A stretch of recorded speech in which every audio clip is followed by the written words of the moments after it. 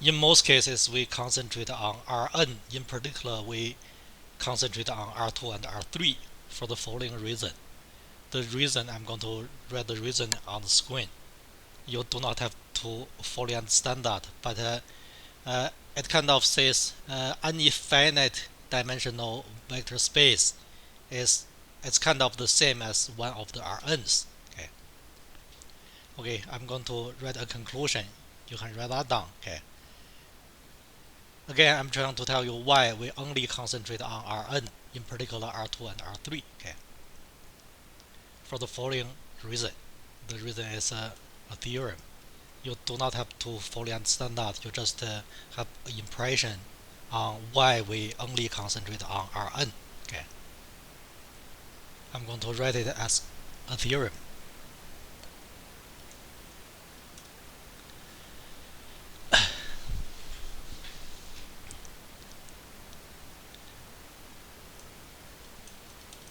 Every n-dimensional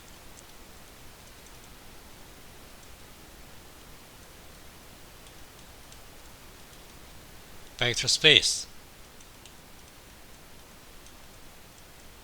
it can be a abstract one.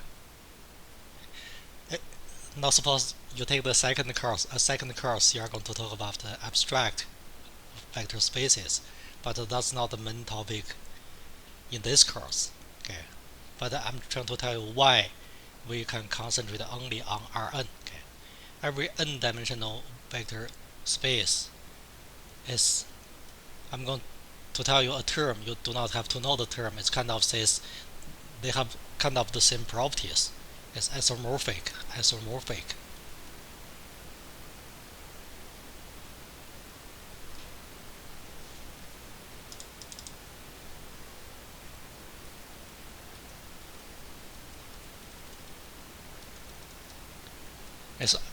isomorphic to Rn. By that we mean every n-dimensional abstract vector space is kind of having the same property as Rn. Okay, so that's why we can concentrate only on Rn. Okay, in general, this V can be anything. Can be polynomials, can be continuous functions, can be anything. But we concentrate only on Rn. Okay, in particular, we concentrate only on R2 and R3. Okay. I know there are many terms in the definition. I haven't told you the meaning yet. But now let's check the conditions for R2. Okay, R2 is a vector space. I'm going to go over all the conditions on the screen. Okay, now you imagine V is R2. Okay, V is a non-empty set. Non-empty set is a collection of things. We're going to talk about set in more details later. Okay, R2 is a non-empty set. Okay. In R2, we can define two operations. In R2, we can add two vectors. It's called the vector addition. We can also multiply two vectors. It's called scalar multiplication. Sorry, I said something wrong. We can also use a number to multiply a vector. We call it a scalar multiplication, right? And you can check all these conditions are satisfied. We mentioned before. Now, for instance, vector addition is commutative. Vector addition is associative, and there's a zero vector in R2, right, with two component zeros. And you can also check all other conditions, scalar multiplications and vector additions. Now, for instance, in property number 7, it's kind of, we mentioned that before, scalar multiplication is distributive over the vector addition, right? We mentioned all these properties before. Again, R2 together with the vector addition and the scalar multiplication satisfy all the properties, all the 8 properties. These 8 properties will give you the definition of abstract vector spaces. Okay.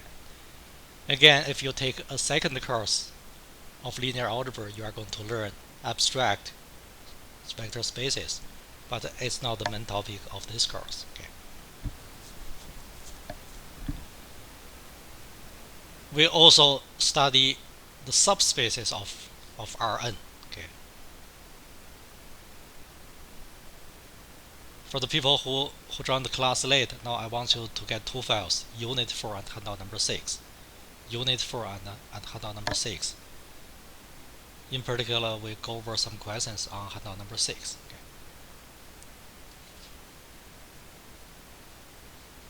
Before that, we are going to introduce the definition of a set. Okay. I haven't told you the definition of a set yet. So what do we mean by non-empty set? What do we mean by set? Okay. I will move on to the next screen. Now concentrate. The following is we're going to talk about the following in very detail. Okay. Now the definition of a set.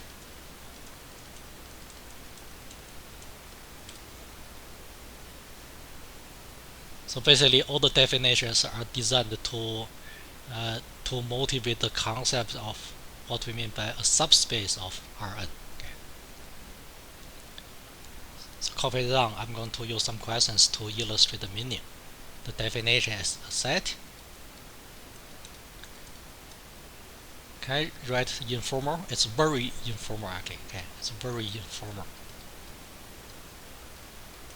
For the formal definition, you have to do at least year 4, so math major. Okay, it's very informal. So, but informal definition is sufficient for this purpose. A set is a collection.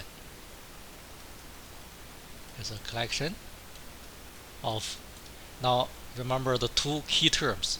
The two key terms. Okay, a collection of unordered and non-repeating. That's one keyword. Okay, unordered and non-repeating.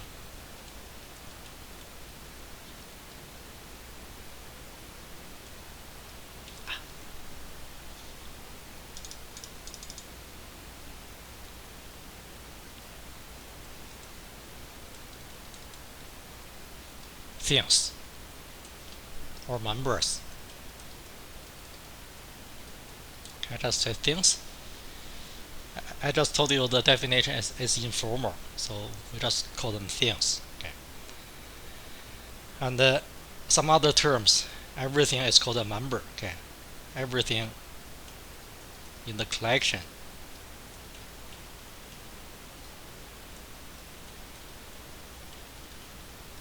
is called a member or a element of the set.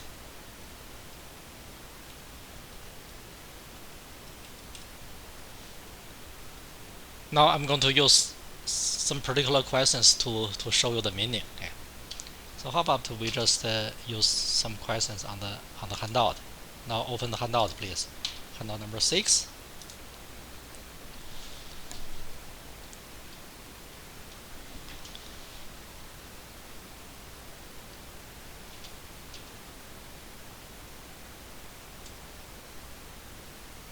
Actually, I changed my mind. I'm going to make up a set. Okay. Now, for example,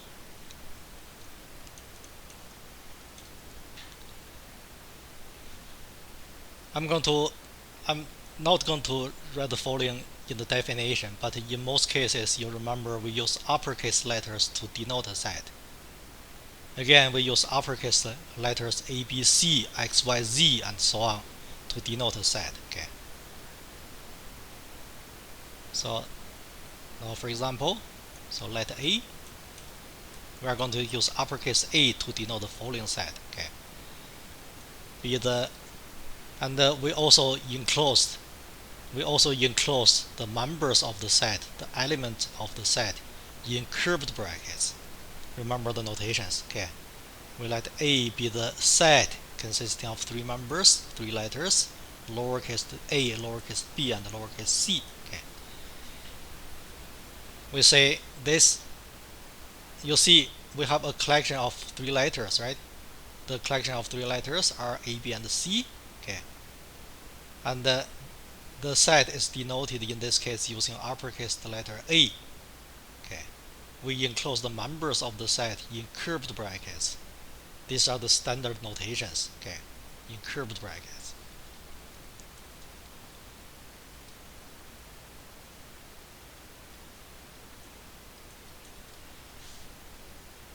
It's possible to define a set by listing all the members, like set A. This set A is defined using, is denoted using what we call the roster notation. Okay, be a set. So defined by listing all its members.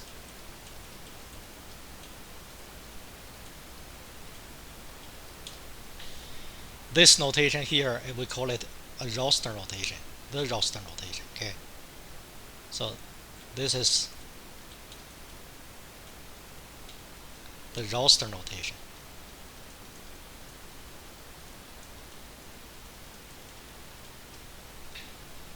So later on, we're going to introduce some other notations representing a set, in particular the set builder notation. We're going to see it very shortly. But now let's try to understand the meaning of two keywords. Okay, one keyword is unordered. Unordered. I will tell you the meaning of unordered. Okay. So now let's say if you have another set B.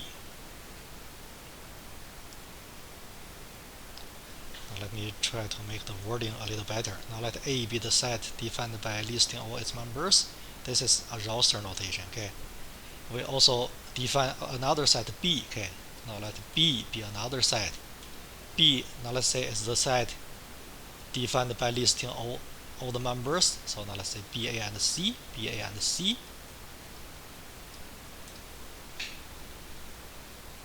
I want you to understand A and B are actually the same set because the order does not matter.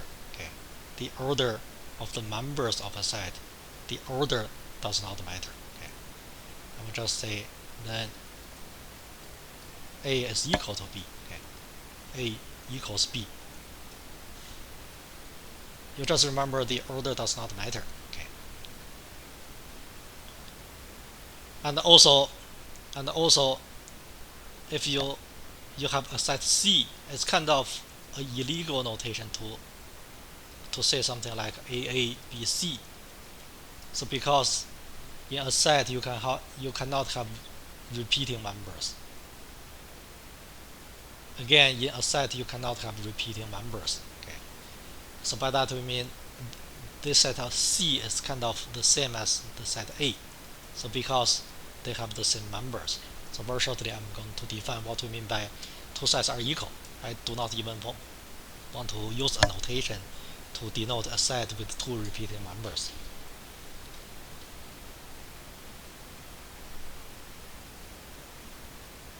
I told you the meaning of the two keywords. Okay, unordered and non-repeating. You cannot have repeating members in a set. The order of the members of the set does not matter. The order does not matter. Okay. Now we're going to define what we mean by two sets are equal. Okay. It's kind of says why in the definition we have the term unordered. Now suppose you are given two sets, A and B. I'm trying to define what we mean by two sets are equal. Okay.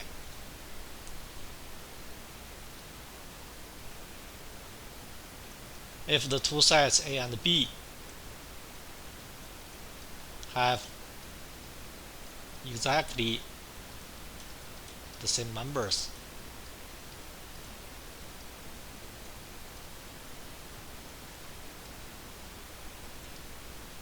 and then the two sets are equal. Okay.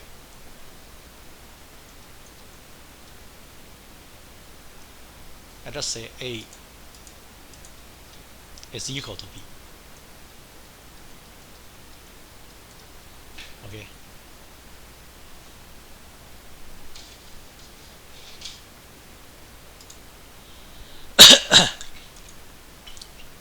Again, two sets are equal if and only if they have the same members.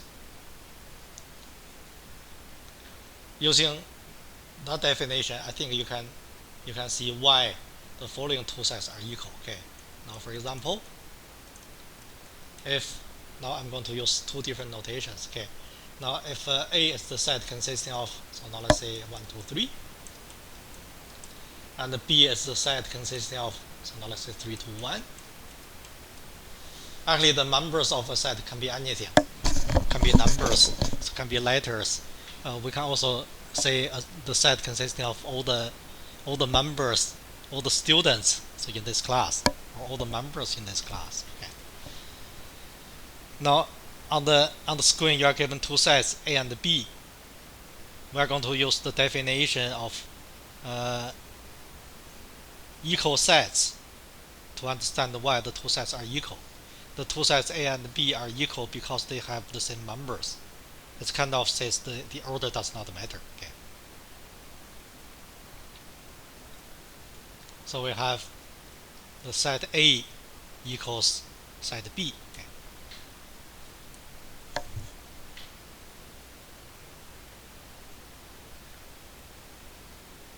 I'm going to include one other definition in the on the same slide. It's possible to talk about the empty set. Okay. Now another definition. The empty set is the set consisting of no members.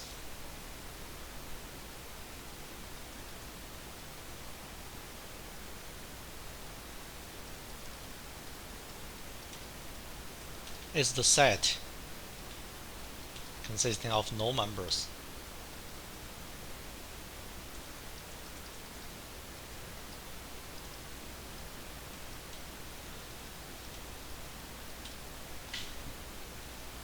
The empty set is not too important. So in this course, because in this course, in most cases, we talk about non-empty set. Okay. But in order to understand the concept, you need to know what we mean by the empty set. The empty set is the set consisting of no members. The standard notation, so denoted, I'm going to tell you two alternative notations, denoted using by a notation something like this. It's kasai. I think it's the Greek letter kasai. Okay. Or alternatively, you can use a notation like this. Okay. You use a pair of the curved brackets to include nothing. Okay, that's the empty set.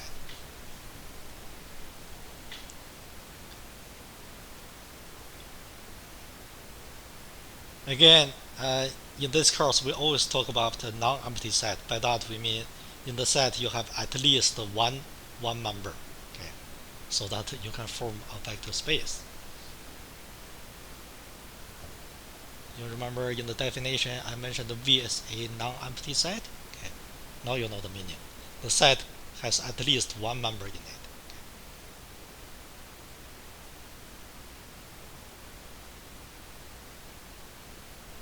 One more definition, then we practice questions. Okay.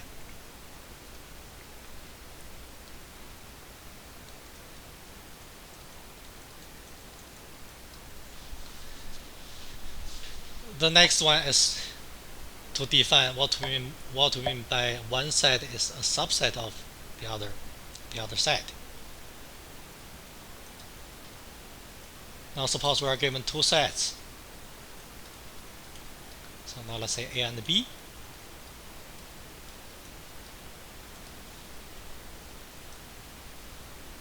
Now I'm going to define under what condition we say A is a subset of B.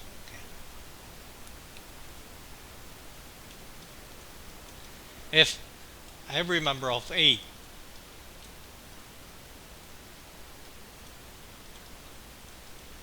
is a member of B,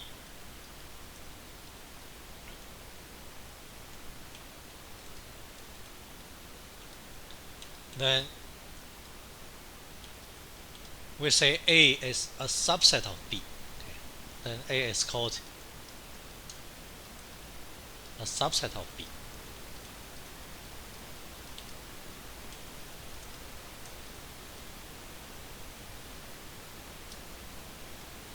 Denoted by, we use a notation like this to denote A as a subset of B. It's not less than or equal to, it's kind of comparable to less than or equal to.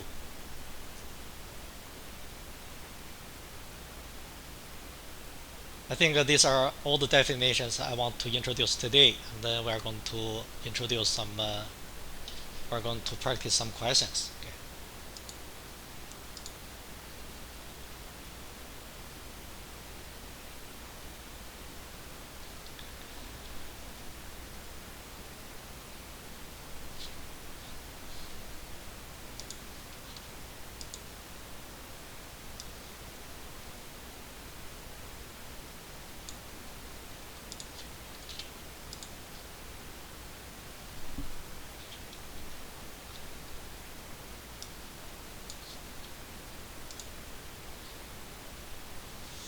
I told you earlier, you need to know how to use two ways to represent a set. One way is a roster notation, the roster notation. Okay, the roster notation is a notation to define a set by listing all the members. Okay, that's one way to represent a set. Now we are going to talk about the other way. Okay, the other way is called the set builder notation. I said set builder notation.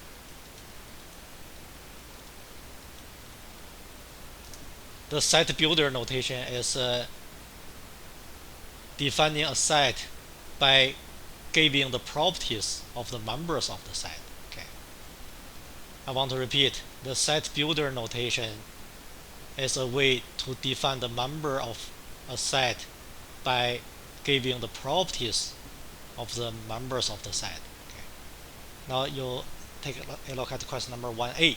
In question number 1a, you have a set builder notation. So this notation is the set builder notation. To understand the meaning, now you listen to me carefully. I'm going to read the meaning of the notation. So before that, we need to introduce some standard notations. Okay, now let's say Z is the standard notation. Z is the standard notation for the set consisting of all the integers. I can just say the set of all the integers.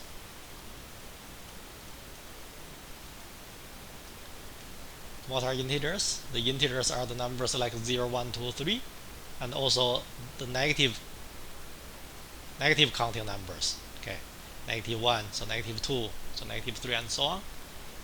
So maybe before we do question A, we do not use Z too often, so in this course, but I will tell you the meaning. Okay, so Z is the set consisting of all the integers. Okay, if you want to list all the members, it has infinitely many of members, right? It has 0, it has plus or minus 1, it has plus or minus 2, and so on, right? Again, Z is the set consisting of all the integers. Now we are talking about the set builder notation. Now you look at question A. Okay, in question A, listen to me carefully. I'm going to read the meaning of the set in question A. After I read the meaning, then you know the set builder notation. Again, the set builder notation is a way to define the members of the set by specifying the properties of the members. Okay. Okay. Now concentrate. Okay. In question A, the set consists of all the integers such that you interpret the column as such that, or having the property that such that. Okay. The set consists of all the integers such that the integers, or every integer, is greater than -2 and less than 5. Now in question 1, I want you to convert the set builder notation to roster notation, to use the roster notation to represent the set. So by that we mean, I think I have the chat open. So anybody want to tell me all the integers greater than -2 and less than 5? Now we're going to list all the members. We're going to do a conversion. We're going to convert the roster notation to set builder notation. Okay. What are the members of the set? The roster notation is a way to list the member. Yeah, to list the members of the set by from -1 and then 0. Right. We're trying to get all the integers greater than -2 and less than 5. We just list them all. Okay. And the 1 and then 2 and 3 and up to 4, I believe. Okay. Again, we have two alternative notations for the same set. The top one in the question, you have the set builder notation. It's a way to define the members of the set by specifying the properties or the property the members have to satisfy. Okay. The second way is by listing the members of the set. It's called the roster notation. Okay, now let's do B. I think you know the meaning of R. R is the set consisting of all the real numbers. In this course, when we talk about scalars, we always mean the real numbers. Again, R is the set consisting of all the real numbers. R is the set of all real numbers.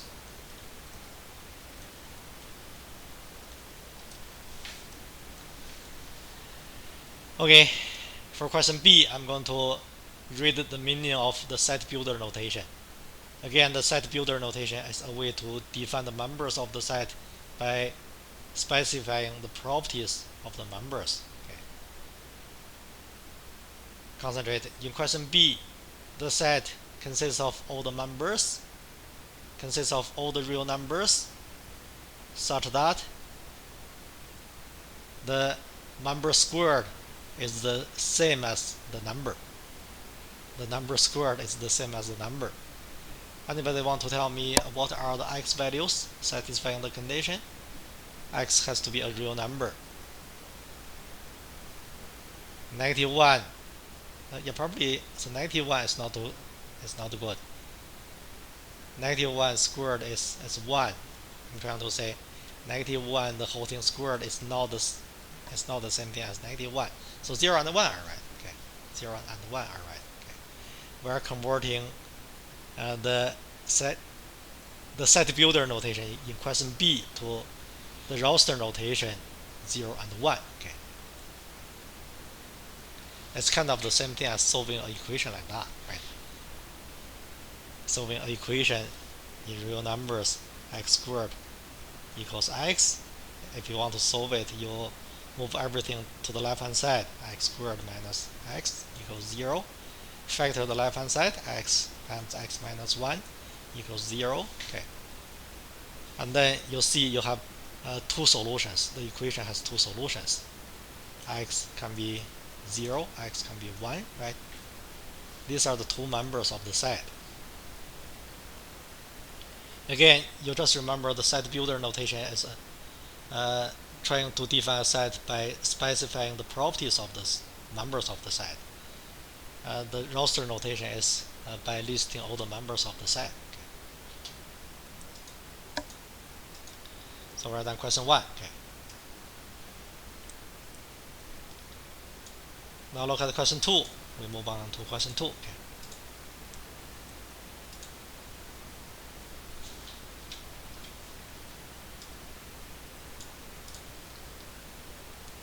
Probably it's not too necessary for me to go this slow for sets. I guess many of you guys learned some sets in high school.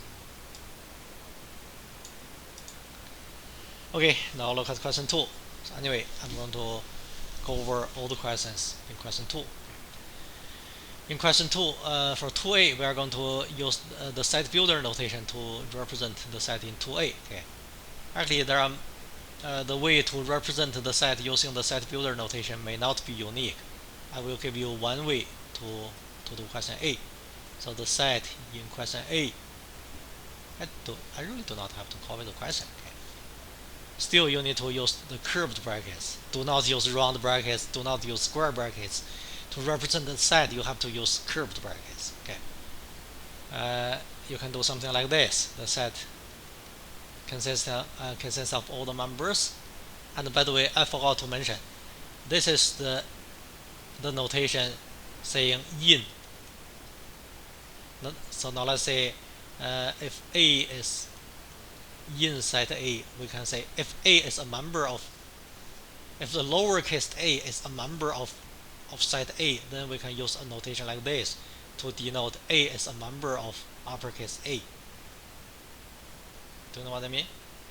Or A is in A, you can just say it. Okay. Now for question A, the set can be described using something like the set consists of all the integers. Again, Z is the standard notation for the set of all integers. Okay, you write a colon. You could write a colon, or you could write a bar. For this one, I'm going to use a bar. Okay, it's okay to use a bar as well. All the integers having the condition that. So now let's say x is greater than or equal to -2 and less than or equal to 2. Okay. Again, the way to represent the set is not unique. You could have other ways. You could also say x is greater than -3 and less than 3, right? But we're just looking for one way. Okay, now look at question B. In question B, we are looking for the set consisting of all the two-dimensional vectors such that the second component is twice the first component.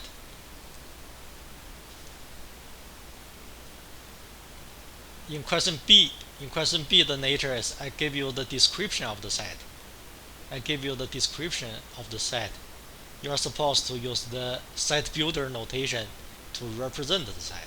So that's the nature of the question. Okay. And by the way, two-dimensional vector, the term may not be too strict, but by two-dimensional vector we mean a vector with two components. Okay. Now you look at question B. We are going to define the set. Okay. You look at the keyword. The keyword is the second component is twice the first component.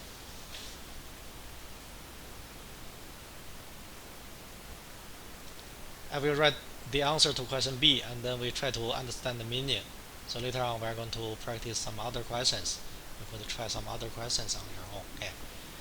But for question B, we are going to define a set consisting of all the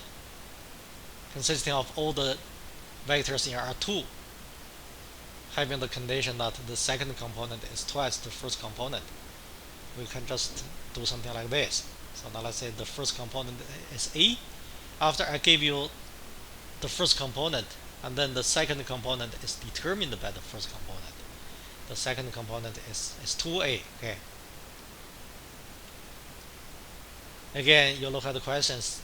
The requirement is the second component is twice the first component. Okay. Of course, you have to let A run through all the real numbers.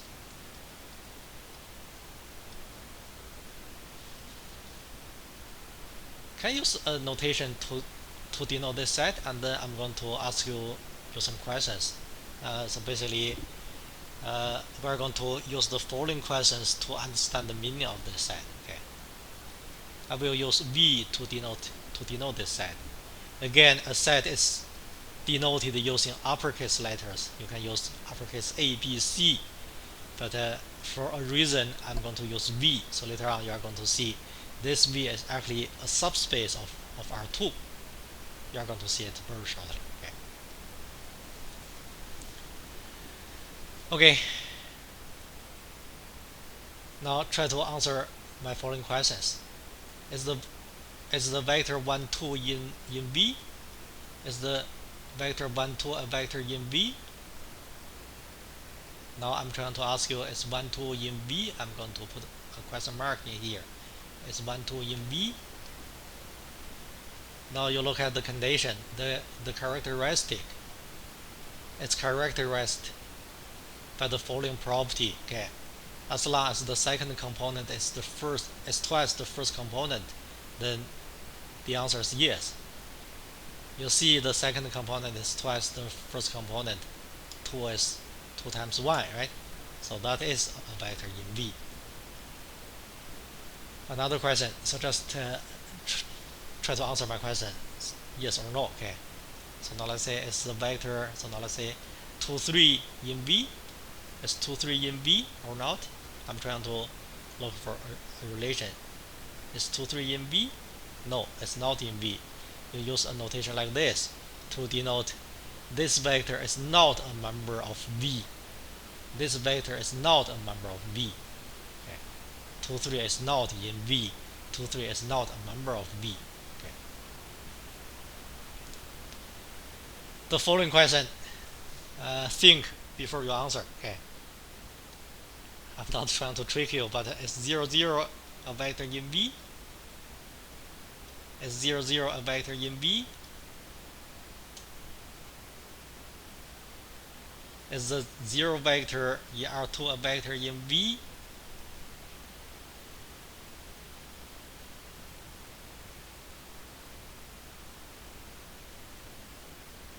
Is the second component twice the first component for 0 vector? Yes, right? Yes. Okay. I will try to tell you why. Okay. Actually, the second component can be treated as 2 times the first component. 2 times 0 is 0. Is that right? So that's why the second component 0 is twice the first component. No problem. As long as the second component is twice the first component, the vector is in V, right? So that is the 0 vector is in V. Actually, for the answer to question B, I'm going to add a little bit more thing. Okay.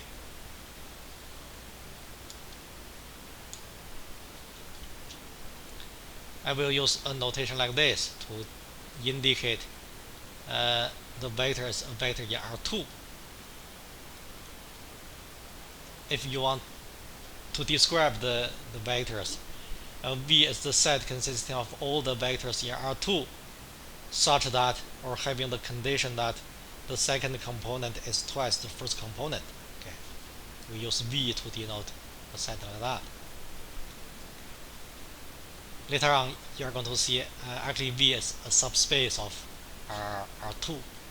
After I give you the definition of a subspace, subspaces, and then you're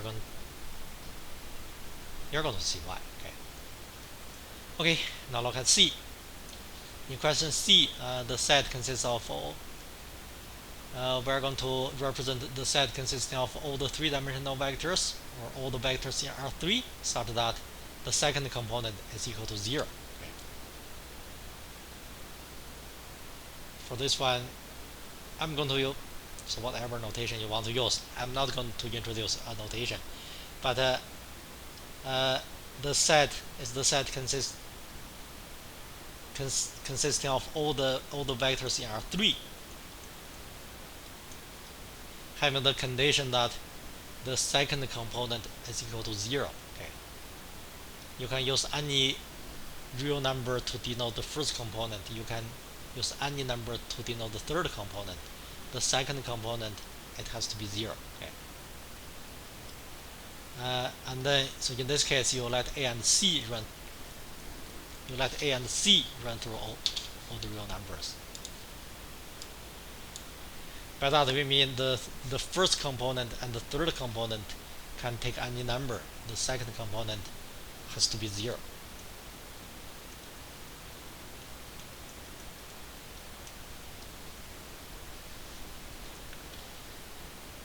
That's the answer to question C. Okay.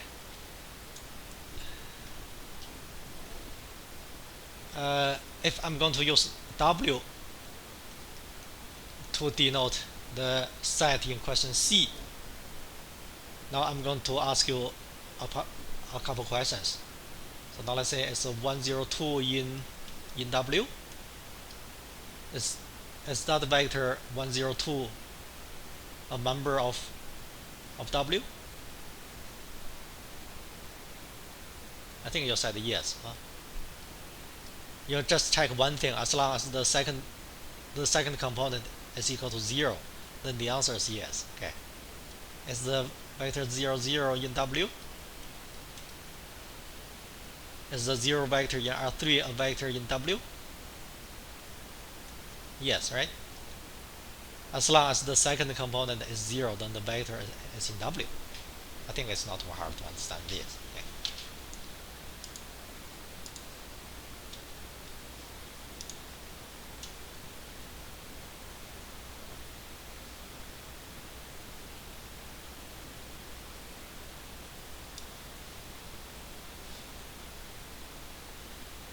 Okay, so two more questions designed for the definition of a set.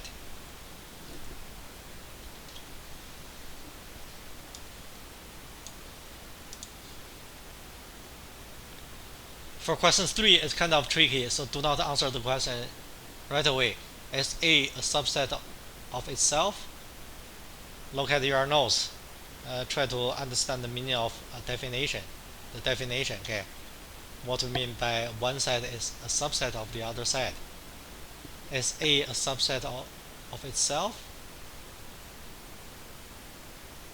Anybody want to tell me the answer? Is every member of set A a member of set A? Now look at the definition, okay?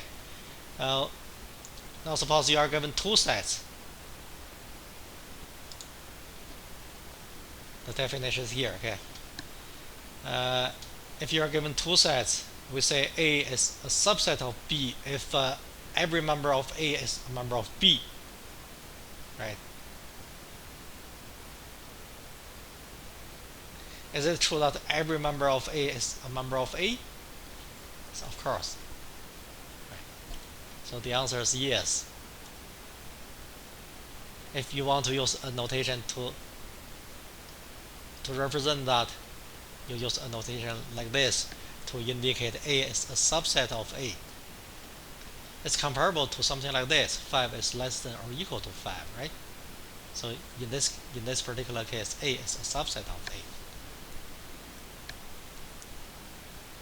Probably in high school you learned some term called proper subset, but in this course, most likely we are not going to need the term of proper subset. So don't worry. Now you look at question 4. If A is the set defined as on the screen as shown, okay, B is that set. Is A a subset of B? I think 4 is simple, right? Is it true that every member of A is a member of B? To answer these questions are designed for the definition, okay? To answer the question, you have to recall the definition and then use the definition to answer the question. Is it true that every member of A is a member of B? It's true, right? There are 5 members in A. Every member is a member in B, right? Yeah, that's why A is a subset of B. You just answer yes. Okay. So in this case, A is a subset of B.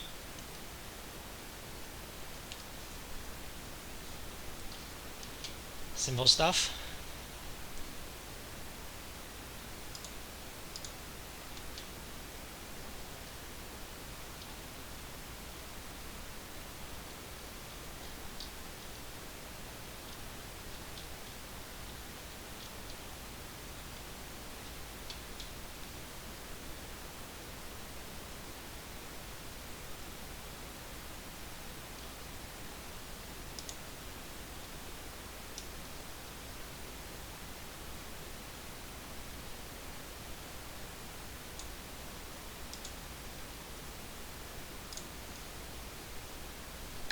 Okay, we'll move on to the next question. Okay, the following question is designed to tell you the meaning of of every set.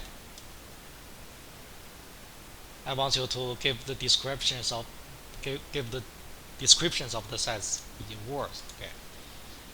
So maybe I'm not. Okay, R2 is the set consisting of all the vectors with two components. I'm going to write the answers very quickly. Okay. R2 is the set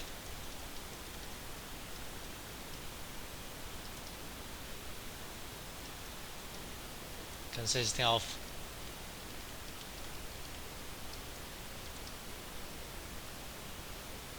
all the vectors with two components.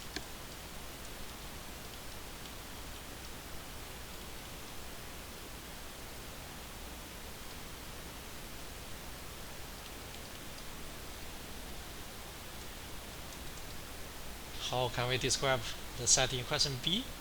Item number B.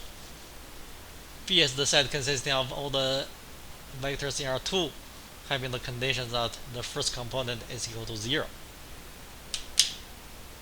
Can you just listen to me? So too many words. I'm not going to write too many words. Okay. Now listen to me. If you want, you can write it down. If you can write fast, but I write slowly. I'm going to describe the set in question B. In question B, the set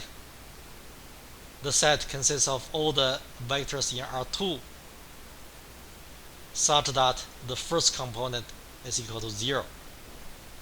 Only the second component can be any number, right? In question C, the set consists of only one vector in R2 with the first component of 1, the second component of 3. Again, in the set in question C, the set has only one member, okay? Has only one vector in R2, 1, 3. And D, in question D, S is the set consisting of the 0 vector in R2. You got me?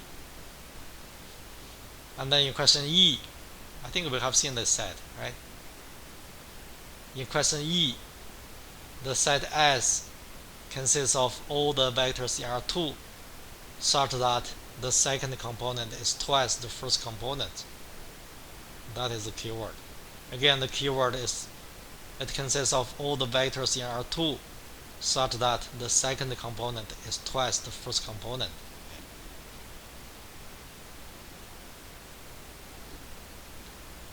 So let me know if you cannot follow me. I think it's not too hard at all. Okay.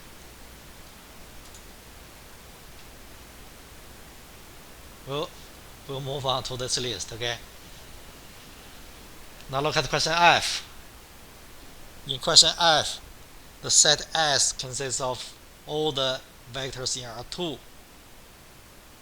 such that at least one of the two components is equal to 0.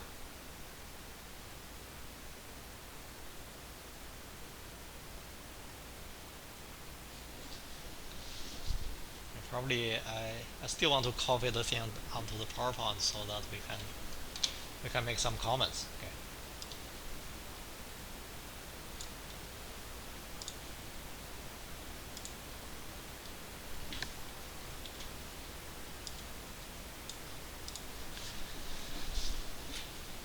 Okay. Now look at question F.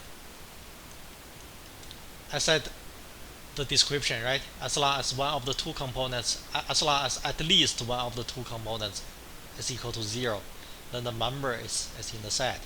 I'm going to ask you a few questions. So now let's say it's a 0, 2 in S. Now for question F, okay? For question F, is the vector 0, 2 in S? 0, 2 has the first component of 0, right? As long as at least one of the two components is equal to 0, then it's in S. That's in S. Is 2, 0 in S? The second component in this case is equal to 0. That's a vector in S. Is 0, 0 in S? is 0, 0 in S. I said as long as at least one of the two components is equal to 0, then the vector is in S. I'm trying to say for question F, all such vectors are in S. But the vector, now let's say 2, 2 is not in S, right?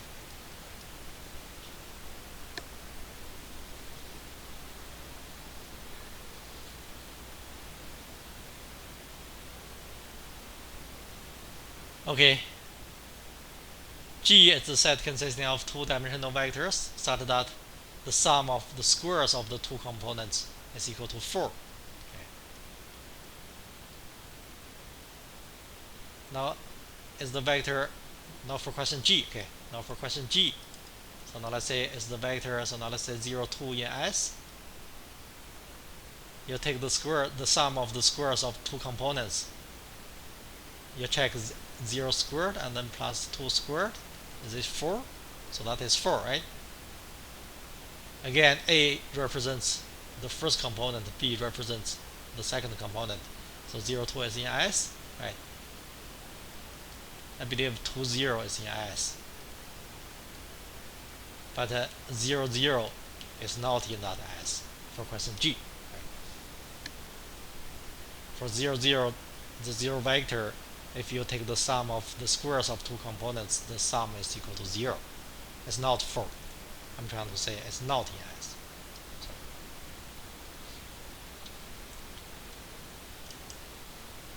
H should be simple. H is the set consisting of all the vectors with 3 components, right? I should be simple too. It's the vector with only the 0 vector. J is the set consisting of all the vectors in R3 such that the first component and the third component are zeros.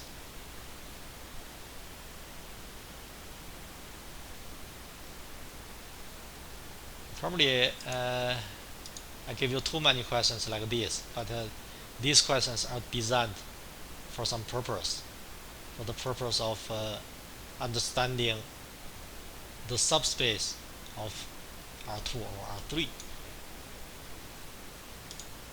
I think we did the question.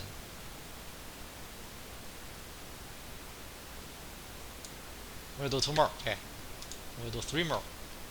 I still want to finish that list.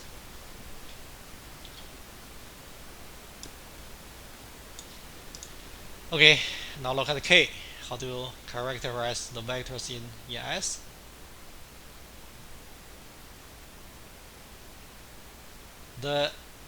You probably want to look at 2 things. 2 things will characterize all the vectors in S in question K. One thing is the second component has to be 0. The second thing is the third component has to be 1 more than the first component. Okay.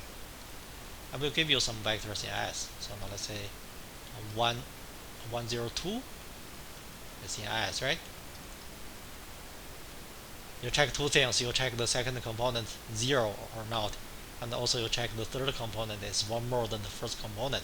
As long as that is the case, then the vector is in S. Okay. I will give you 1 more. Okay, so maybe 0, 0, 1 in S, right? So these are the 2 vectors in S. But I believe 0, 0, 0 is not in S, right? For question K.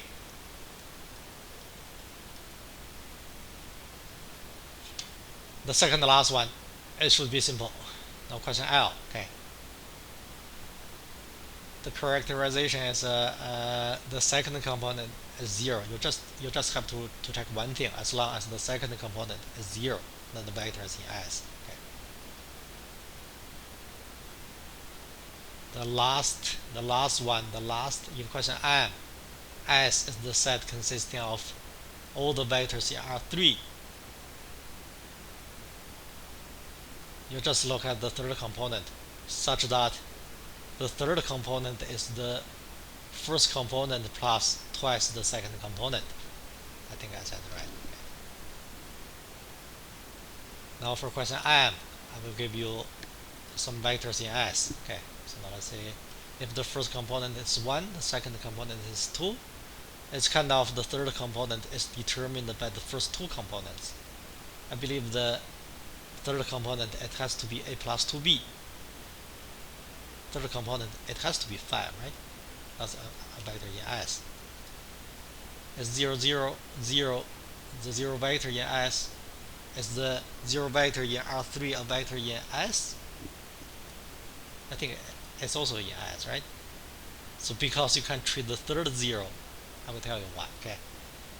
The first component are zeros. The third component in order is a vector in S.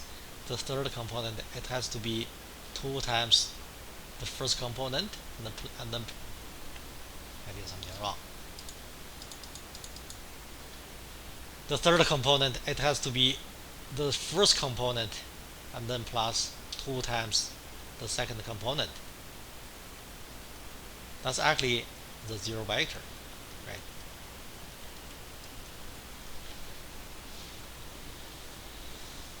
Again, all the sub questions in question 3 are designed to understand the meaning of the subset of R2 or R3. Okay, these are going to be useful to understand the meaning of a subset.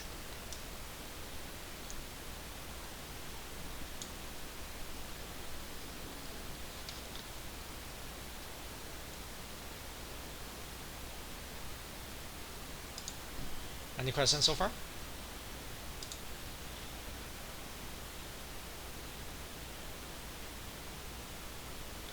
I told you earlier, for vector spaces, we study only Rn, in particular R2 or R3, together with the subsets of Rn, in particular the subsets of R2 and R3. Now we are going to define, I said something wrong, subspaces. Now let me try again. Okay. In this course, we only study Rn, in particular R2 and R3, and together with the subspaces. I meant the subspaces of R2 and R3. Now we are going to define subspaces.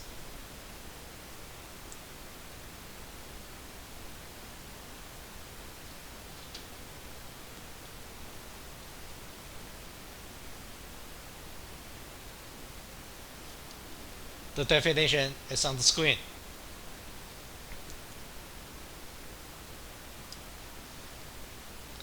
Now concentrate, the definition is not supposed to be too simple to understand. Now we are going to define what we mean by subspaces.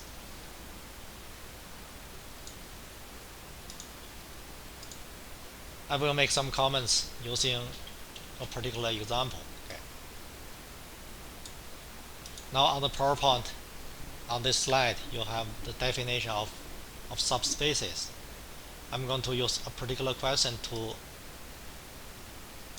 help you understand the meaning of a subspace. I will try to make the notations consistent with the notations in the definition. Okay. We talk about a subspace of R2. Actually, at this point, you do not know the following is going to be a subspace or not. We are going to try to check the 3 conditions to see the following S is a subspace of R2 or not. Okay. We are going to define S as the set we have seen earlier. The set consisting of all the vectors in R2. So now let's say the first component is A, the second component is 2 times A, and we let A run through all the real numbers.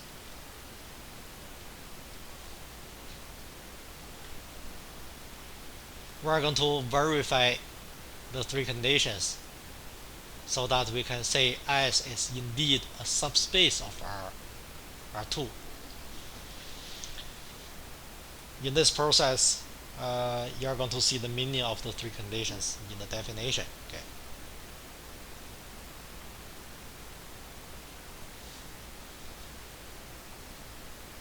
Now, concentrate.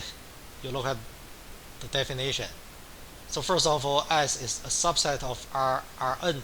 In this case, in this particular case, S is a subset of R2. By that we mean every vector in S is a vector in R2. R2 is the set consisting of all the vectors with two components. You have no problem with that, right? S is a subset of R2. Now to say S is a subspace of R2, we have to check three conditions. Okay. The first condition, we say the first condition, S is closed under the vector addition.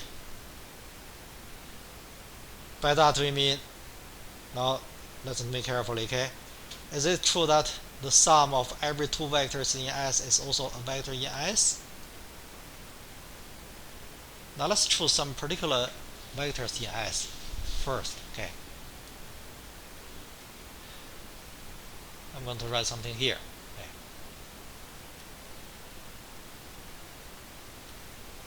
Okay, we have seen as long as the second component is twice the first component, then it's a vector in S. So we have seen 1, 2 is a vector in S. Is that right? We have seen, now let's say 2, 4 is a vector in S. We take two vectors from S. Is it true that the sum of the two vectors is also in S? When I said sum, we perform the vector addition. What is the sum of the two vectors?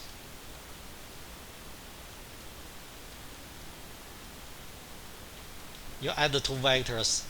Now let's recall how we define the vector addition. Vector addition is computed by adding the corresponding components, right?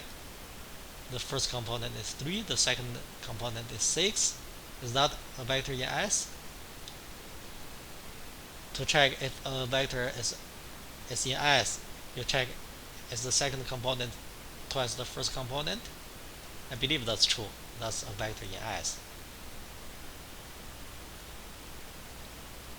But that's not the full story. That's not the full story. The first condition you have to do is you have to verify, you have to check for every pair of vectors, for every two vectors in S, the sum is also in S. You cannot show the first condition is true by just choosing two particular vectors from S and saying the sum of the two particular vectors is in S. My gosh, I don't know if this is too hard for some of you guys or not, but I'm trying to say to verify condition 1, you cannot choose two particular vectors to verify condition 1. Use two particular vectors, you just say property is true for the two particular vectors. For condition 1, you have to say the condition is true for all vectors, for every pair of vectors in S. Now we're going to verify condition 1, okay? In condition 1, you have to choose two arbitrary vectors in S, right? Now I will show you how to verify condition 1 by choosing two arbitrary vectors in S. For the people in calculus, I think you know the meaning of this notation. We have to choose two arbitrary vectors in S. This notation, it means for each, for every, okay? It's for each. For each. So just listen to me. We choose two arbitrary vectors from S, okay? For each vector in S, every vector in S has the form of the first component can be any number, the second component can be, the second component has to be twice the first component. In order the vectors in S, we use a notation like this to denote an arbitrary vector in S, right? Again, if you want me to read that, we say for each, for every vector in S, every vector in S is in that form. The second component is twice the first component. We have to choose two arbitrary vectors from S, right? You have to choose one other vector. one other vector, you could use some notations like C. So can I use C for the first component? Or can I use B for the first component? If B is the first component, the second component is determined by the first component. The second component, it has to be 2B, right? In order a vector in S, the second component has to be twice the first component. On that line, I chose two arbitrary vectors from S. I chose a pair of vectors from S, right? And then we want to say the sum of the two vectors is also in S. Okay. For two vectors in S, we have, in order to say the sum of two vectors is also in S, you have to compute the sum, right? We compute the sum. So now let's say A to A, the first vector, and then the second vector B to B, right? Now we compute the sum. After computing the sum, you have to say the sum is also in S. Now let's compute the sum. Okay. The sum is, the first component is A plus B, the second component is 2A plus 2B. Is the sum a vector in S? Is the sum a vector in S? To say the sum of vector is a vector in S, you have to convince yourself, you have to tell me the second component is twice the first component. So that's the only characterization. Okay. So that's yes. So the sum of the two vectors can be represented using something like this. The first component is A plus B. In order to say the sum is a vector in S, you kind of, so take out 2.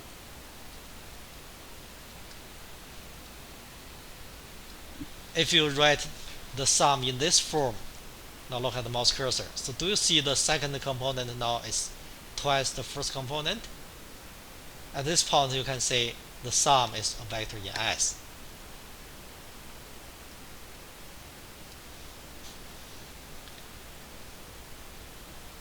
Okay.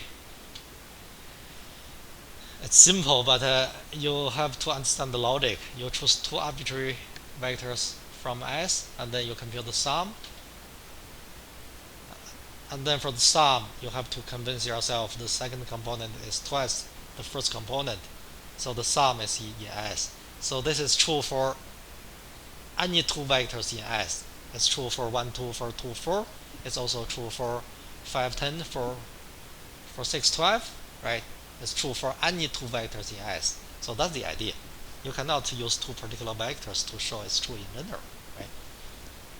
You have to use the general form to say the statement is true in general.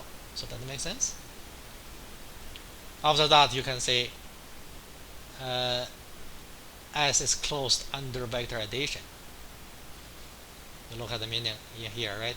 Choose two arbitrary vectors from S, and then you compute the sum. The sum is also in S. We say S is closed under vector addition.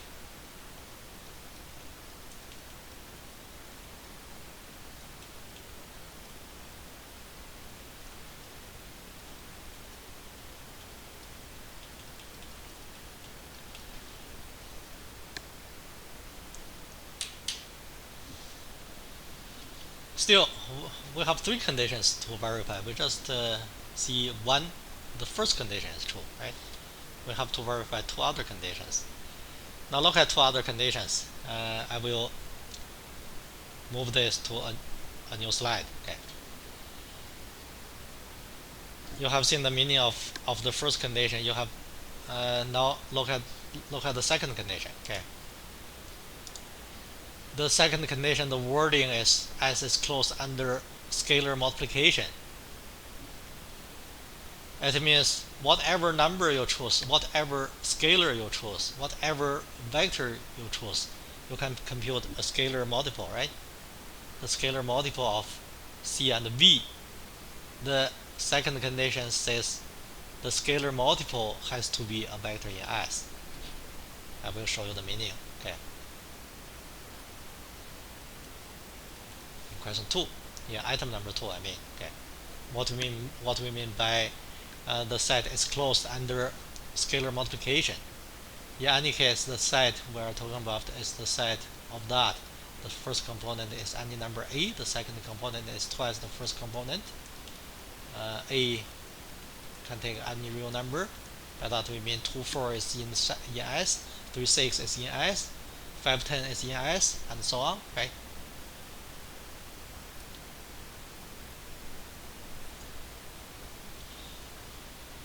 To verify condition 2, you need to choose an arbitrary number. You cannot use a particular number, the same as before. You have to choose an arbitrary vector from S. You cannot use a particular vector in S. Okay. I'm going to keep the notations consistent with the notations in the definition. I will use C to denote a scalar. The meaning is for every number C, for every real number. So the whole thing is nothing but for each real number, for every real number. Okay, C is in the set of all the real numbers. This means for every real number. Okay, you choose an arbitrary real number. It can be 2, it can be 5, it can be 10, it can be 1,000, it can be anything. Okay, and you have to choose an arbitrary vector in S. In order a vector to be in S, the first component can be any number, the second component has to be twice the first component, right? In order a vector is in S. Now we are trying to verify condition 2. Okay, choose arbitrary number, choose a particular vector. We are going to verify the scalar multiple is indeed in S. Okay, we compute the scalar multiple of the number and the vector C times A to A. So that's a scalar multiplication, right? You have a number, a scalar, times a vector. So the whole thing is a scalar multiple. We have to compute the scalar multiple first.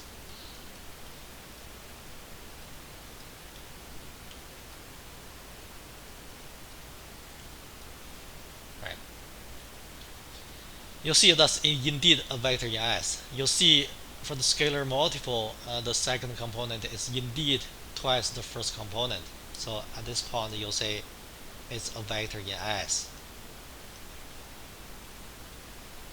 What do you say next? So S is closed under scalar multiplication.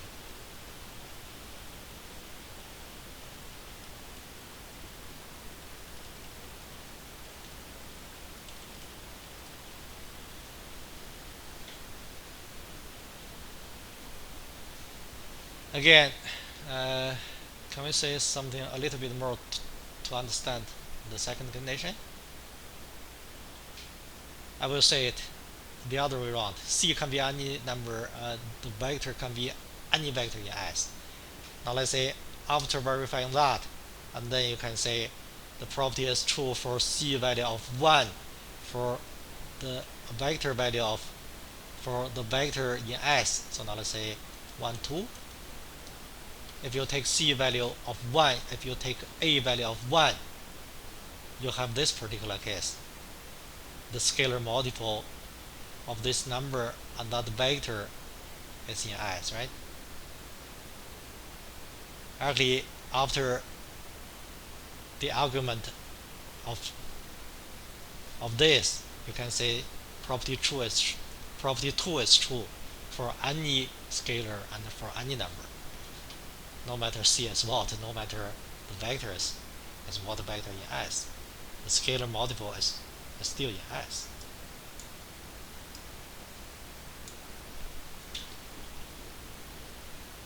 Okay, so that's condition 2.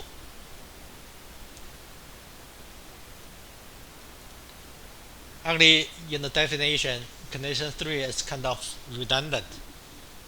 But for some purpose, you are going to see in next class, I want to include condition 3. By that we mean you have to verify 0 vector is a vector in S. Again, condition 3 is redundant. It's implied. I'm trying to say condition 3 is implied by condition 2. but for some purpose, I want to include condition 3 in definition. Okay. In condition 3, we want to say 0 vector is in S. Is 0 vector in S? So I think we have seen that.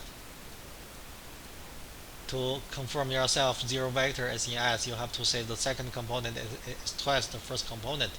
So the 0 vector in R2, the 0 vector in R2 can be written in the form of 0, 2 times 0, right? So you see the second component is twice the first component. As long as that condition is satisfied, then it's a vector in S. Now look at two sides of the equation. It means the 0 vector is in S. Okay. After verifying three conditions, and then we can say S is indeed a subspace of R2. After verifying three conditions, you say something like therefore. That's always my wording to draw a conclusion. S is a subspace of R2.